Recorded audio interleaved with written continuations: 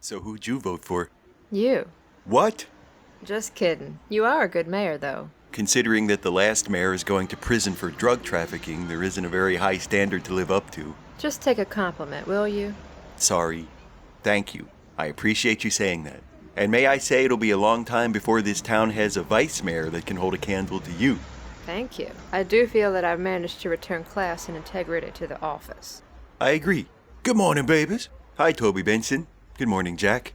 And what's so good about it? Well, it's election day. Democracy in action. That's a good thing, right? I suppose, if you consider letting gun-toting hicks such as live in this town govern themselves to be a good thing. Which we do, In theory. in theory. I wouldn't be so judgmental if I was you, baby. You might not be a gun-toting hick, but until a couple of months ago, you did keep a specimen of bubonic plague just like most of the rest of these people. Aye, and I've since seen the error of my ways and reformed, so I'll thank you to stop bringing it up in every bloody conversation. All right, let's not fight. We're all on the same side here. And no matter what the results are of today's town election, at the end of the day, all of us will be able to relax. That's right. At the end of the day, we'll be one step closer to stepping down and turning control of the government over to the new mayor, vice mayor, and town council, chosen by the will of the predominantly right-wing, NRA-supporting, immigrant-fearing, Trump-loving citizens of the town. I don't like it when you say it.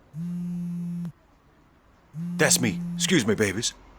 Yeah, baby? Toby Benson, it's Squirrel. Hey, Squirrel. What's up? Are you and Jack planning on having breakfast at Burger King this morning? You know it. Same as every morning, baby. Can I meet you there? There's something I need to talk to you about. You got it.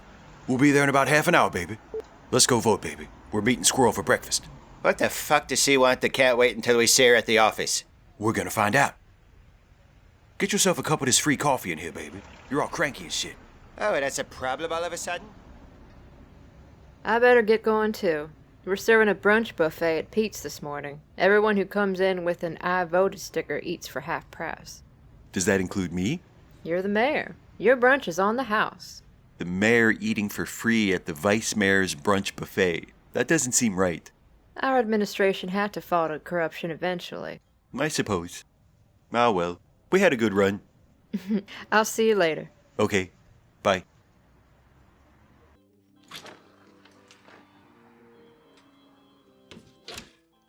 Hi there. Hey, Stuffy. What are you watching? The Littlest Hobo. I've never heard of it. Imagine Highway to Heaven, only instead of Michael Landon and Victor French, it's a dog. So the dog is an angel? No, he's just a dog who helps people in trouble. This is the episode where Leslie Nielsen and Anne Francis play bitter former lovers whose children, one of whom is played by Gordon Thompson, who was Adam Carrington on Dynasty, have fallen in love and want to get married, and Hobo intervenes to bring everybody together. And this is an actual show. It's Canadian. Say no more. How are things at Town Hall? So far, so good. The election is running smoothly. Turnout even seemed a little higher than we expected. Good. I was going to walk over and vote here in a few minutes. After that, do you want to go down to Pete's with me? Wilhelmine is serving brunch. I would love to, but I better not. Why not? I don't think I should, what with my new diet and all. That reminds me, I haven't had breakfast yet.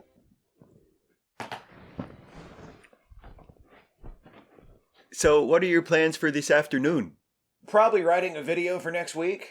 Why? Did you want to do something? I don't know. Assuming the election continues to go smoothly, I thought maybe we could drive to Hagerstown and go to the art museum. We haven't been there for a while. Yeah, that sounds good. Let's do that. So, what's on the menu? What's that? I said, what's on the menu? Oh, check it out. Huh? Where's the rest of it? This is it. It's part of my diet. 2 fig Newtons for breakfast.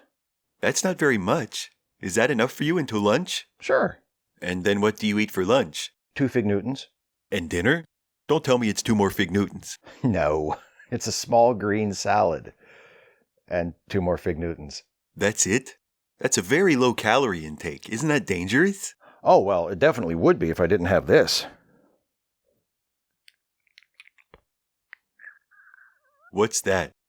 2 drops of this stuff per fig Newton is the secret of the diet. It's a solution of various essential oils along with a natural hormone that regulates feelings of hunger. Oh my God. What? I've read about this diet. Not only has it never been shown to be effective, it can also be harmful. What's harmful? This is perfectly safe. It's homeopathic. It's homeopathic? Yes. Now don't you feel silly? Even if the ingredients in this solution were harmful, which they're not, they wouldn't be dangerous in here because they've been hyper-diluted.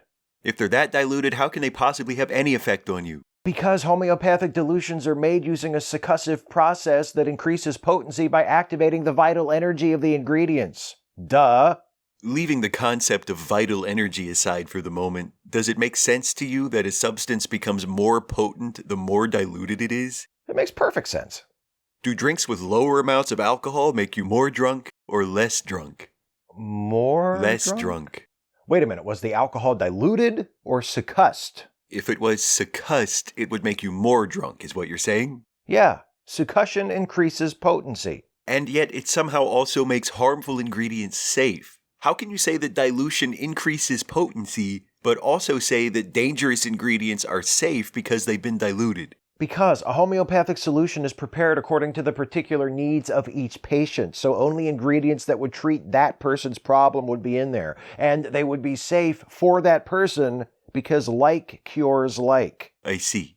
So if you'd been bitten by a poisonous snake, for example, you could be saved by a homeopathic preparation of that snake's venom. Right, exactly. But if I, who was not bitten by the snake, drank the homeopathic venom, it would surely kill me because of how incredibly potent the venom was. Right? Nah, you'd be okay. Okay. Do you know why? Because it's all natural, which means it's safe. No, because it doesn't actually contain any of its active ingredients. Just like whatever you've got in that bottle. No, you're wrong. This contains the vital essences of all its ingredients. There's no such thing as a vital essence. It's centuries-old pseudoscience that's been debunked again and again. Homeopathic remedies are diluted so much that they no longer contain even a single molecule of any of their active ingredients. And that's assuming the scammer who sold you that even bothered to go through the motions of preparing a remedy rather than just selling you a bottle of water with a fancy-sounding name. Hey, come on, don't call Xander a scammer. Who is Xander? Xander, the nice young man who sells homeopathic remedies at that kiosk in the mall. He caught me there the other day as I was doing my regular afternoon ritual of gazing with unfulfillable longing at the Chinese place in the food court and asked if he could help. So I told him about my blood pressure issue and how I needed to cut my sodium levels, and he recommended this diet. And Xander is a nutritionist? No, I don't think so. But he is a Reiki specialist. At least, that's what the certificate thumbtacked to his kiosk said.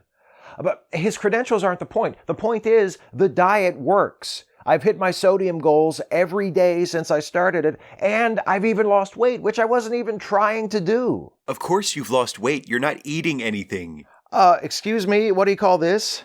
A light snack. You can't live on 2 fig Newtons and a bottle of magic water. Well, I'm living. Can you feed me my fig Newtons? Holding them up just now really took it out of me. I can't lift my arms. Morning, baby. You don't want anything to eat? I'm good with my coffee. Their breakfast menu doesn't really appeal to me. Suit yourself. So, what's up? Have you been taking on clients off the books? What? Yeah, what?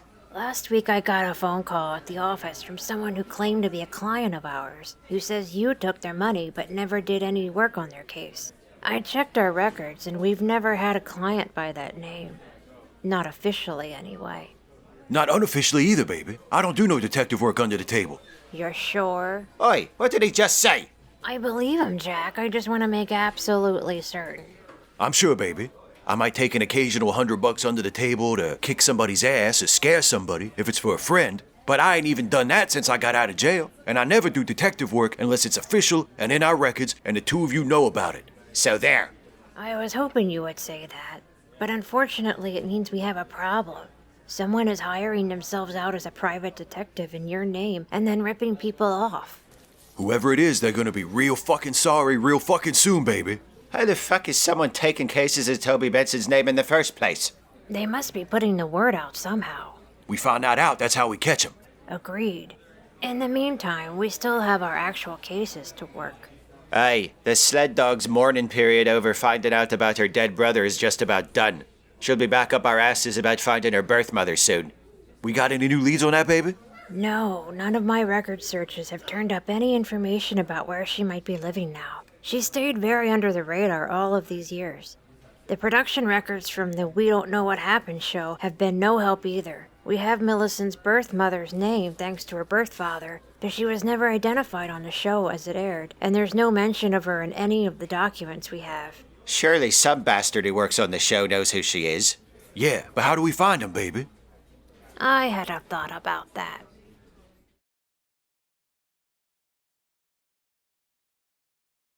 Hello? Mr. Stewart? Yes? This is Squirrel from Toby Benson Investigations, baby. I spoke with your assistant earlier.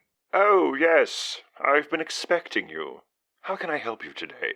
First of all, I just want to let you know that you are on speakerphone, and also here with me are my fellow investigators, Jack McPherson Hello. and Toby Benson. What's happening, baby? Well, very little happening at the moment. Putting the finishing touches on the first season of Star Trek Picard. I'm sure you're already aware that it features me returning to my most iconic role. Gurney Alec? What? No? Leon DeGrantz? No, not. Who is this? Did Frakes put you up to this? Jonathan, are you over there? Snickering like a little boy who's just put a goldfish down the back of a girl's dress? No, Mr. Stewart. Because that trailer means nothing. We can still cut you completely out. Your character's inclusion in Star Trek Picard is pure fan service, and I was against it from the start. All it takes is a telephone call from me, and Riker is gone from Star Trek Picard. Mr. Stewart, I apologize. Obviously, when you referred to your most iconic role, you were referring to Captain Picard. Jean-Luc Picard. He is no longer a captain.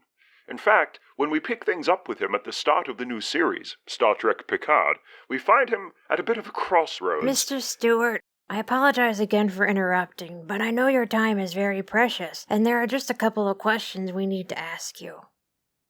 Permission granted. Okay. I'll turn you over to Toby Benson. Hey, what's up, Professor X? So, you remember a show you hosted called We Don't Know What Happened? Oh, good Lord. That was Jonathan Frakes doing. He came onto the set of Star Trek Insurrection and would not shut up about this beyond belief series he was doing. The way he described it, the whole thing sounded dreadful. But Patrick, he tells me, it's easy money. You walk out on a set, read from a teleprompter. But of course, on my series, I insisted there would be no teleprompters, no cue cards. When I met with the producers, I told them, I am an actor. I am a veteran of the Royal Shakespeare Company. I have starred in over 60 films. I am perfectly capable of learning my lines. Of course, this did prolong the production on days when I was shooting, because the narration they had written for me was utter drivel, and I defy any actor worth their salt to make sense of it. We got it, baby. Goddamn. Do you remember an episode about a husky who gave birth to a litter of pups she gave up for adoption? A mother husky. As I recall, we never had any. Of course, now that I think of it, I do seem to recall something along those lines. Yes. Any chance you kept in touch with her and know where she lives now? What a silly question. Of course I've kept in personal contact with the subject of a segment on a low-budget, cash-grab documentary series I hosted years ago. Are you being sarcastic right now? No. Cool. It's just hard to tell with the accent. You got that address for me, baby?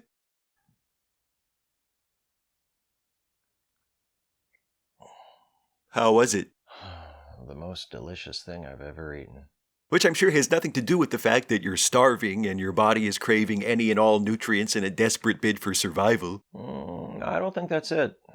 You're really underselling the quality of the Fig Newton. Look, a Fig Newton is something you grab when you're feeling a little peckish between meals. It shouldn't be a dietary staple, let alone a diet unto itself. It's not a diet unto itself. There's also the... I know, there's also the magic homeopathic weight loss water. Yes, but I was going to say there's also the green salad I have along with the Fig Newtons for dinner. And how much protein does that salad contain? I don't know. Like 100 grams? No. Well, what does it matter? It matters because you could die from malnutrition. Well, if I don't get my sodium level down, my pre-hypertension could turn into hypertension and I could have a heart attack and die from that. I have a suggestion for how you can avoid dying altogether. Find and drink from the cup of Christ? No. Don't say go to the doctor. Do not say go to the doctor. You could go to the doctor. What did I just say? Not to say. Go to the doctor. I never thought I'd say this, but I agree with Steve. I wouldn't trust my health to human doctors either. Hi, Millicent. What if I wanted to see a husky doctor? Husky physicians focus on providing care to the husky community. However, you could be seen at a husky-free clinic if you were willing to wait. How long is the wait? I've heard it could be up to 10 hours, unless you show up early enough to be one of the first in line. When does the clinic open? 7 a.m. Monday through Friday. But non-humans, desperate to be seen by a competent doctor for once, typically begin lining up many hours before that. So even if I wanted to get there early enough to be seen first, I'd still have to show up hours before they open just to get a good spot in line? It sounds like camping out for a Black Friday sale, only instead of getting a good deal on a PS4, you get to talk to a doctor. You know, lots of people are still forced to do something like that in order to receive necessary health care, not just because they'd rather not make an appointment with their regular doctor. And that's terrible. I sympathize. I vote Democrat. But it doesn't make me any more excited about going to the doctor. Is this silliness still about your not high blood pressure? Uh-huh. As is sadly typical for your clownishly incompetent breed, you're making the problem worse by going overboard. If you don't want to consult your human doctor, and you don't want to wait to see a superior husky doctor, you could easily adopt a low-sodium diet without resorting to this homeopathic humbuggery. Explain.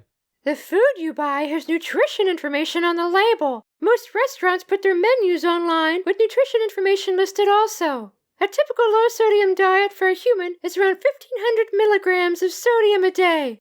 You figure out the rest. How do you just know how much sodium is in a low-sodium diet off the top of your head like that? I'm a husky. We know everything. Except where your birth mother is. Why do you say this to me when I live in your house and know where you sleep? Saved by the buzz, human. Yes? Millicent, it's Toby Benson, baby. There's somebody on the line who wants to talk to you. Very well. Hello, Millicent. This is Patrick Stewart.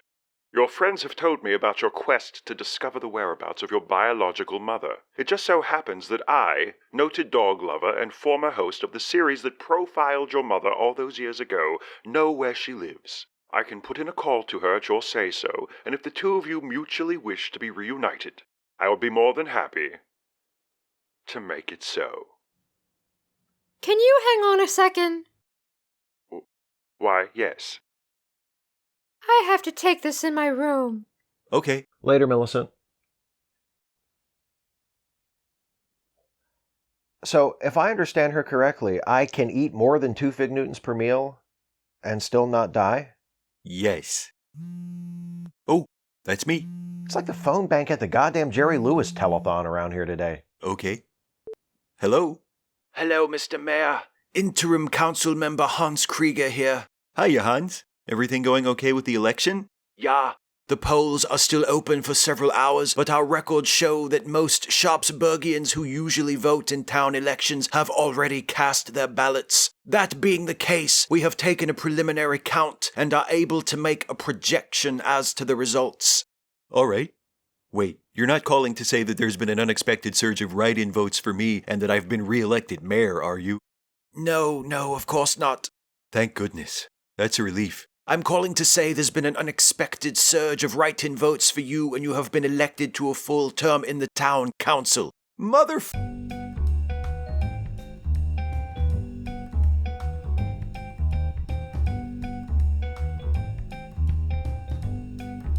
Hi folks, hope you enjoyed this episode. And now, here's Jack McPherson for a quick word.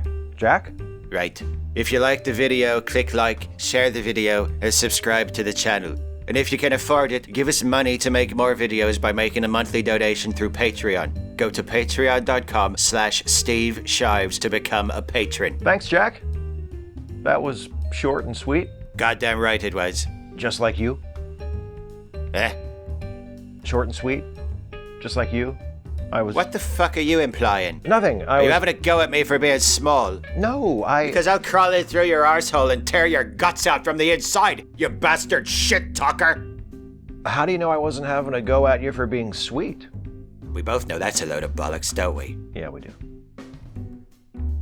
I'll fucking kill you.